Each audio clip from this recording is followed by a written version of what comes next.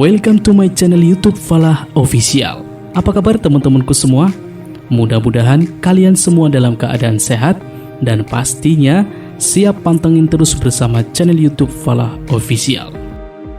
Oke teman-temanku semua, di kesempatan kali ini saya akan membagikan edukasi tentang dampak pencemaran air dan cara pencegahannya. Tahukah teman-teman semua, sumber air bersih dapat kita temukan di berbagai tempat. Namun tidak jarang juga kita menemukan beberapa sumber air yang tercemar.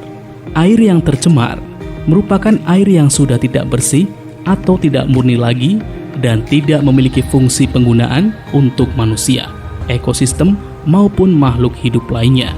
Pencemaran air dapat membuat sifat air itu sendiri menjadi negatif dan juga bisa merusak. Dampak pencemaran air akan sangat merugikan bagi ekosistem serta keberlangsungan dari makhluk hidup sekitarnya. Berikut ini ada beberapa dampak pencemaran air. Yang pertama adalah binatang-binatang yang ada di air dapat mati. Dampak pencemaran air dapat menurunkan jumlah oksigen. Dampak ini akan diikuti oleh matinya binatang-binatang air karena mereka memanfaatkan oksigen untuk bernafas. Kemudian dampak yang kedua adalah terganggunya kehidupan binatang dan tumbuhan. Air yang tercemar jelas akan mengganggu kehidupan semua makhluk hidup, baik yang berada di darat maupun di air. Air yang tercemar akan diminum oleh makhluk hidup yang tinggal di daratan.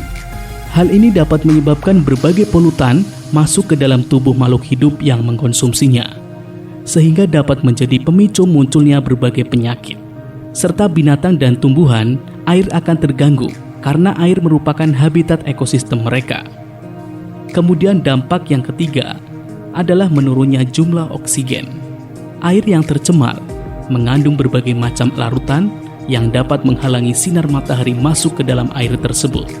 Hal ini akan berakibat tumbuhan-tumbuhan air kesulitan melakukan proses fotosintesis.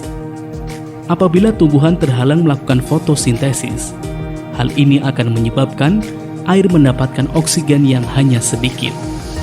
Kemudian dampak yang keempat adalah meningkatnya kecepatan reaksi kimia. Air yang tercemar merupakan air yang telah mengandung aneka bahan polutan. Banyak jenis polutan yang merupakan bahan-bahan kimia. Ketika air banyak mengandung bahan kimia, hal ini akan meningkatkan kecepatan reaksi kimia yang terjadi di dalamnya. Kemudian dampak yang kelima adalah produktivitas tumbuhan terganggu. Dampak pencemaran air juga dapat mengganggu kesuburan tanah, yang juga turut mengganggu produktivitas tumbuhan. Tanah merupakan tempat yang paling baik bagi tumbuhan untuk hidup. Ketika tanah yang mereka tempati tidak subur lagi, dan malah justru terkontaminasi zat polutan, maka tumbuhan tidak akan produktif lagi.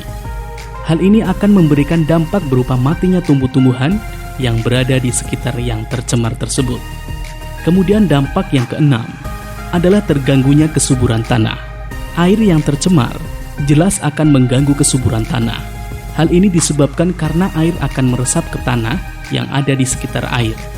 Hal ini mengakibatkan tanah tersebut ikut mengandung berbagai zat polutan. Jika tanah telah tercemar zat polutan, maka akan mempengaruhi tingkat kesuburannya. Dari beberapa dampak yang sudah saya jelaskan, terus bagaimana sih cara pencegahan pencemaran air? Pencemaran air memang merupakan hal yang sangat merugikan. Oleh karena itu, perlu dicegah agar tidak menimbulkan berbagai macam bahaya bagi alam dan makhluk hidup yang ada di bumi. Ada beberapa cara yang dapat dilakukan kita untuk mencegah timbulnya pencemaran air.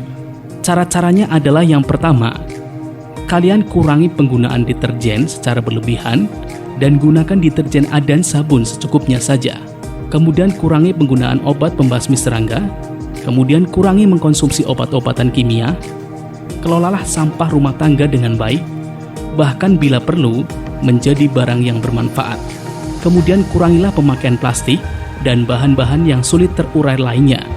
Kemudian tanamlah pohon di sekitar lingkungan tempat tinggal kita. Kurangilah penggunaan kendaraan bermotor dan gunakanlah bahan bakar yang ramah lingkungan. Mulai budayakan dan kembangkan industri daur ulang dan gunakanlah air secara bijaksana dan janganlah berlebih-lebihan. Itulah beberapa cara yang dapat kita lakukan guna mencegah terjadinya pencemaran air. Cara-cara tersebut dapat kita lakukan mulai dari diri kita sendiri maupun kolektif atau bersama-sama. Semakin banyak orang yang sadar akan pentingnya lingkungan hidup yang bersih dan sehat, maka akan semakin membaik pula keadaan bumi kita ini. Demikian teman-teman semua, penjelasan singkat tentang edukasi, dampak pencemaran air dan cara pencegahannya.